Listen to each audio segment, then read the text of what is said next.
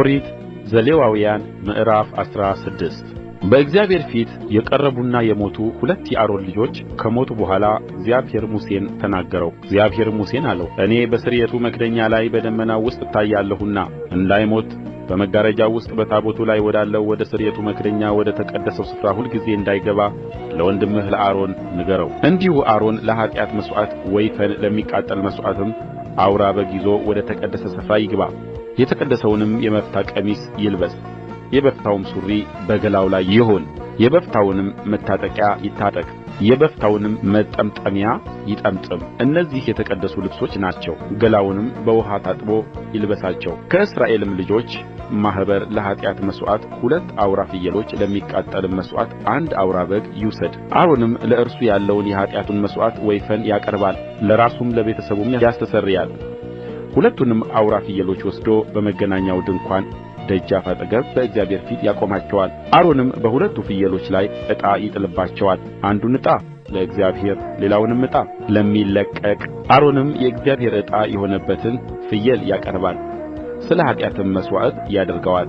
የመለቀቅም ዕጣ የሆነበትን ፍየል ያስተሰርይበት ዘንድ ለመለቀቅም ወደ ምድረ በዳ ይሰድደው ዘንድ በሕይወቱ በእግዚአብሔር ፊት ያቆመዋል።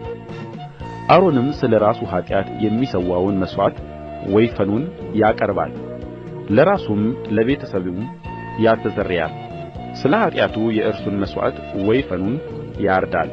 በእግዚአብሔርም ፊት ካለው መሠዊያ ላይ የእሳት ፍም አምጥቶ ጥናውን ይሞላል። ከተወቀጠውም ከጣፋጩ ዕጣን እጁን ሙሉን ይወስዳል፣ ወደ መጋረጃውም ውስጥ ያመጣዋል። እንዳይሞትም የጢሱ ደመና በምስክሩ ላይ ያለውን መክደኛ ይሸፍን ዘንድ በእግዚአብሔር ፊት ዕጣኑን በእሳቱ ላይ ያደርጋል። ከወይፈኑም ደም ወስዶ በስርየቱ መክደኛ ላይ ወደ ምሥራቅ በጣቱ ይረጨዋል።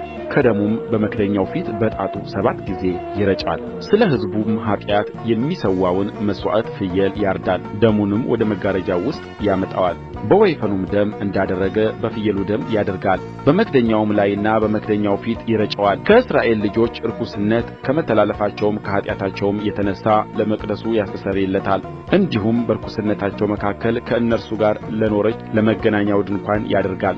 እርሱም ለማስተስረይ ወደ መቅደሱ በገባ ጊዜ ለራሱ ለቤተሰቡም ለእስራኤልም ጉባኤ ሁሉ አስተስርዮ እስኪወጣ ድረስ በመገናኛው ድንኳን ውስጥ ማንም አይኖርም። በእግዚአብሔርም ፊት ወዳለው ወደ መሠዊያ ወጥቶ ያስተሰርይለታል። ከወይፈኑም ደም ከፍየሉም ደም ወስዶ በመሠዊያው ዙሪያ ያሉትን ቀንዶች ያስነካል። ከደሙም በእርሱ ላይ 7 ጊዜ በጣቱ ይረጫል። ከእስራኤልም ልጆች ርኵስነት ያነጻዋል፣ ይቀድሰውማል።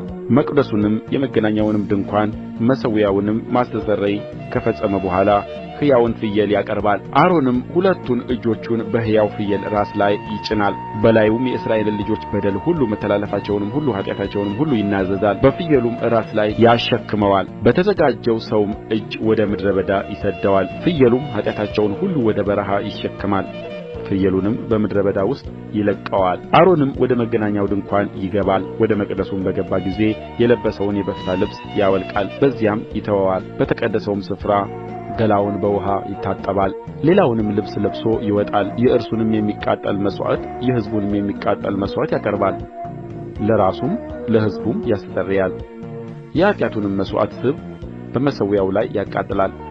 ለመለቀቅም የሚሆነውን ፍየል የወሰደ ሰው ልብሱን ያጥባል፣ ገላውንም በውኃ ይታጠባል። ከዚያም በኋላ ወደ ሰፈሩ ይገባል።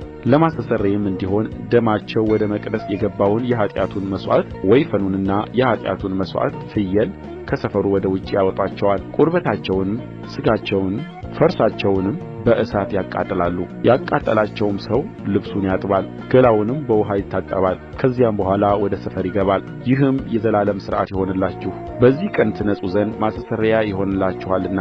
በሰባተኛውም ወር ከወሩም በ10ኛው ቀን ራሳችሁን አስጨንቋት። የአገር ልጅም በእናንተ መካከል የተቀመጠም እንግዳ ሥራን ሁሉ አትሥሩበት። በእግዚአብሔርም ፊት ከኃጢአታችሁ ሁሉ ትነጻላችሁ። ታላቅ ሰንበት ይሆንላችኋል፣ ራሳችሁንም ታዋርዳላችሁ። የዘላለም ሥርዓት ነው። የሚቀባውም በአባቱ ፈንታ ካህን ሊሆን የሚካነውም ካህን ያስተሰርይ፣ የተቀደሰውንም የበፍታ ልብስ ይልበስ። ለቅድስተ ቅዱሳንም ያስተሰርይ፣ ለመገናኛውም ድንኳን ለመሠዊያውም ያስተሰርይ፣ ለካህናቱም ለጉባኤውም ሕዝብ ሁሉ ያስተሰርይ።